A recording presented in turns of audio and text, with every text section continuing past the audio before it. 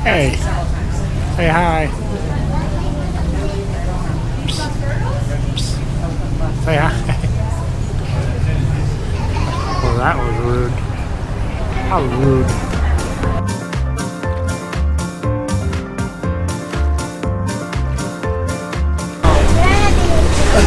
Hey guys, Fred and Cindy, we're here on a river cruise at WEEKI Spring.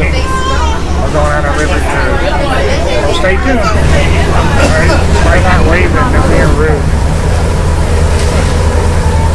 Oh, they had a turn.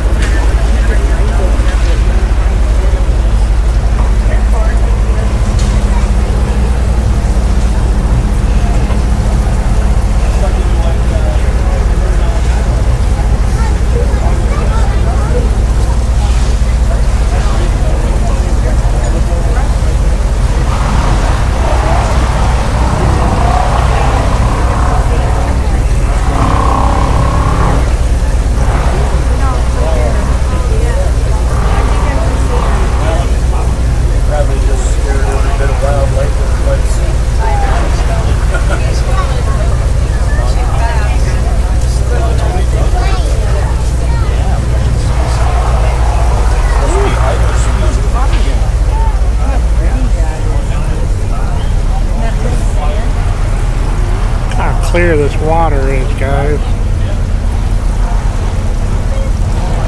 Daddy, are we gonna go to Gigi's after the boat? No, it's not.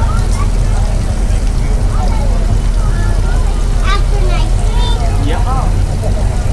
After our house? I think this is just a relaxing Where's the boat big ride. Where's the big fish? In the water. Oh, there was one right there. You see it? There's some more right there. See him right here? Yeah.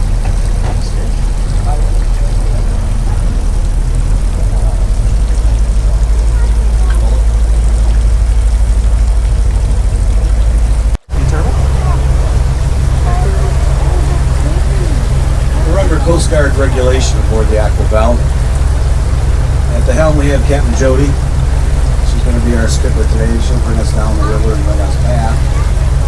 Life jackets for everyone are in the two white boxes at the very front of the boat. There's a third one in the rear of the boat to the captain's left. Children's life vests are located in the two black bags attached to the ceiling on either side of the helm. There's fish.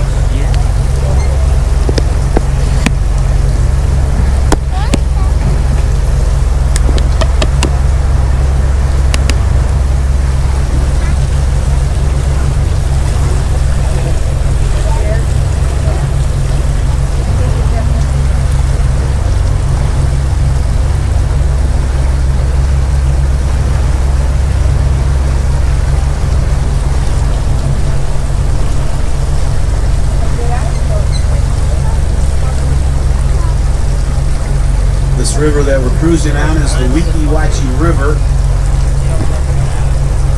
The source of the river is the WACHEE Spring. That's where you saw the mermaids swimming. Way down below their tails, all this water shoots up from the earth and shoots up the plume that we call the spring, and it forms this river. 115 million gallons of fresh water flows out of the spring every day. It's always at a 74-degree temperature year-round. And it's 99.8% pure fresh water, the remaining 0.2% being trace minerals. Very good water to drink, very healthy for everybody.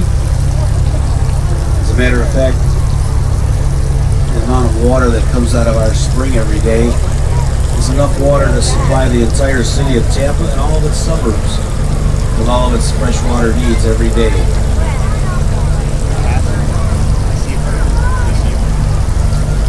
However, no one actually drinks any of the water.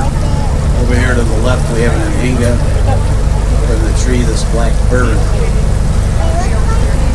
Sometimes called a skeleton bird because of that white pattern on the back of its wings. Fortunately, all this water just flows out into the Gulf of Mexico. The WEEKI River is somewhere around 10 miles long. And it does empty right out into the Gulf. Where?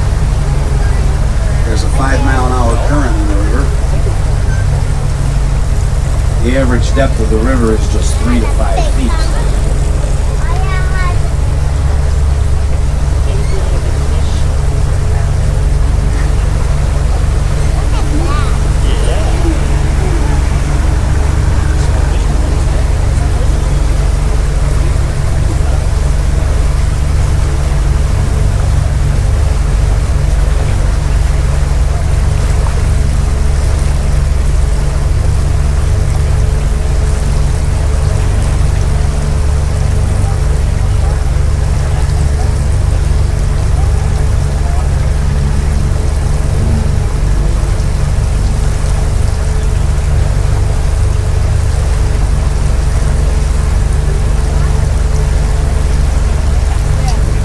Down into the river, you see two things.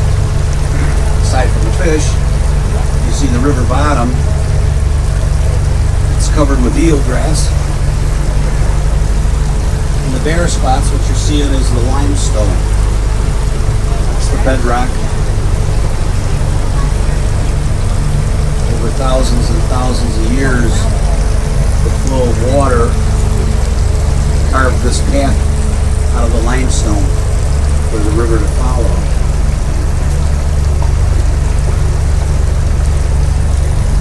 You scrape away the topsoils anywhere in Florida and all the way up almost to Atlanta into the state of Georgia, you'll uncover bedrock that's limestone. One big giant limestone formation called a karst. Eelgrass is very important in the river. It supports a lot of life. It's home to many different species of small fish, crustaceans, and amphibians such as turtles and snails. Why is that being All of the shorebirds, we saw the anhinga, a couple of them up in the trees. They like to dive right under the water and they'll swim in the eelgrass to catch the fish that they like to eat.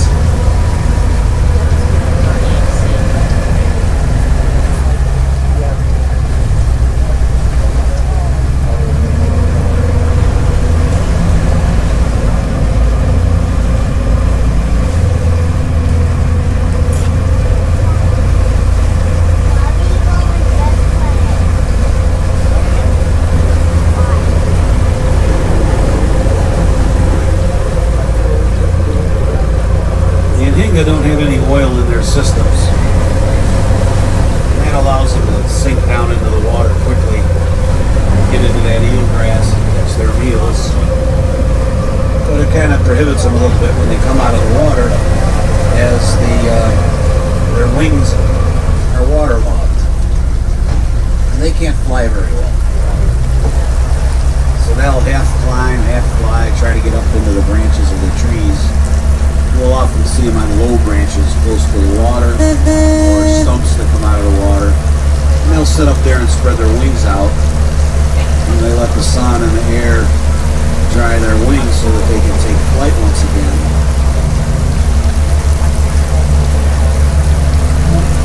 And we have herons and egrets and other shorebirds. And they all get their meals out of this eelgrass in one way or another. Pretty shortly we'll start seeing some manatee up here in the river. Gulf waters, I think, are 81 degrees as of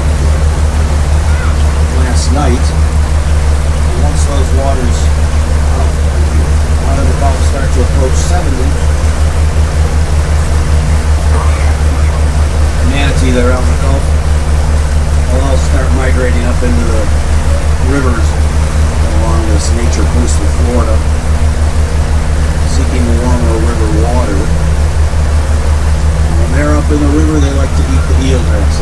favorite meal. They ate a lot of it too. Manatee normally eat about 10% of their body weight every day. A full-grown manatee can be over 1,000 pounds. So a manatee of that size up in the river will consume 100 pounds of eelgrass every day.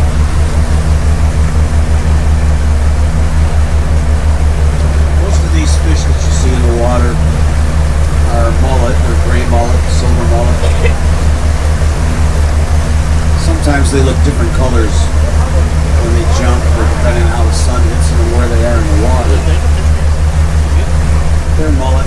Mullet are pretty common fish all over the world. They can be found on any continent.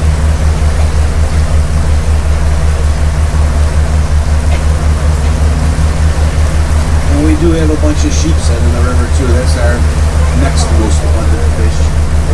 Well, sheepshead have black and silver vertical stripes. It's a needlefish. We've had a lot of needlefish in the river lately.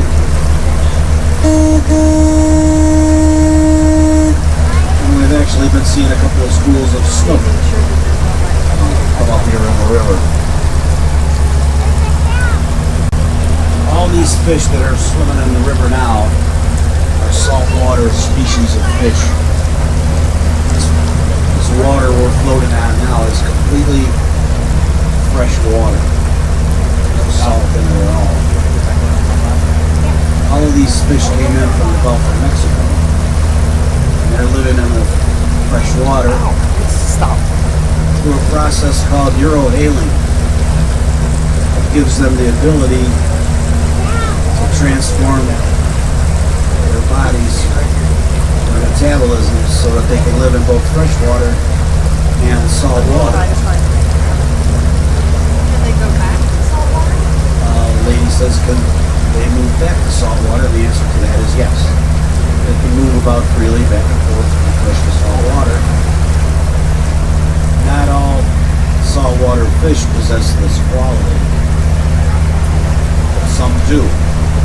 However, there are no freshwater fish that have the ability to be able to live in salt water.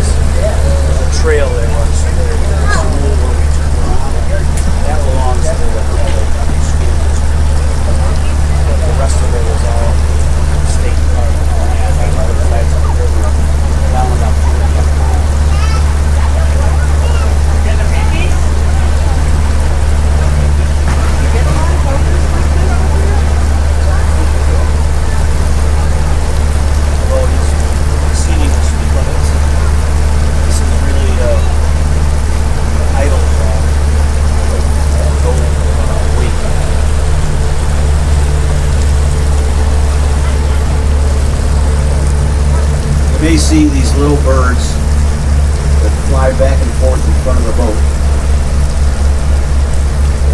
I had a hard time even getting to see what one looks like, let alone try to find out what kind of bird it was. Thankfully, Captain Jody is very familiar with these birds.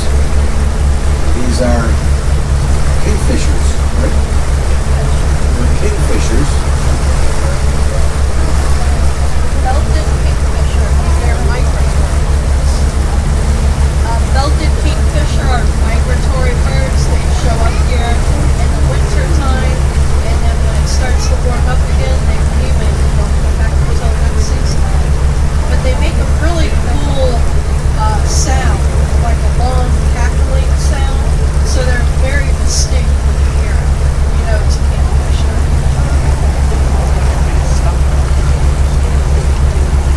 Anybody wants to take a kayak tour over the Chassahoska River, guided kayak tour, Captain Jody's available. Nature Coast Tours. Nature Coast Eco Tours. She's very knowledgeable on the flora and fauna from the area. She's very knowledgeable. She does tours. Ecosystems and ecology.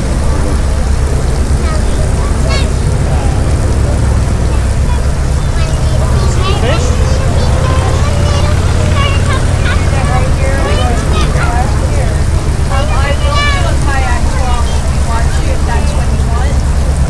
But I really like to stick on Chassahoska because there's a bunch of cool hidden springs that show off. Really cool.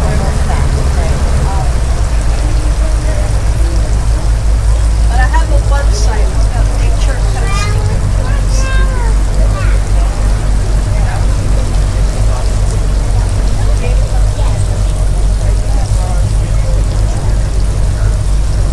I always have to run this way. I might have one left. Oh, I do. You're coming to see us. You're coming to see us free. We don't make that one. Hi 3 guys. o'clock is the story of Thank you the for Little coming on Mermaid. the cruise with us. Get in the Bye. theater early.